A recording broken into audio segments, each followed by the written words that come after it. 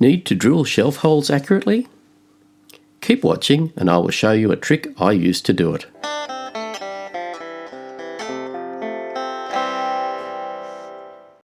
The kids needed a small shelf unit for the laundry in their apartment. Standard pre-drilled melamine was too deep for this project, so I had to rip it down to a smaller size. That was the easy part. For the shelves to sit properly, I had to add a new row of holes at the back of the carcass that line up with those that remained at the front.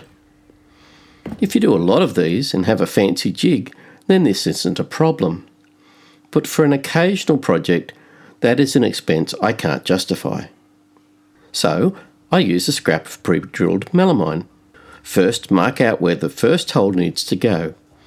Get this step right, as every other hole is referenced to this one. Then drill through your scrap piece and use a spare 5mm drill to pin the scrap to the piece to be drilled. Carefully square up the jig, clamp and drill through the scrap into the carcass. I hope this helps.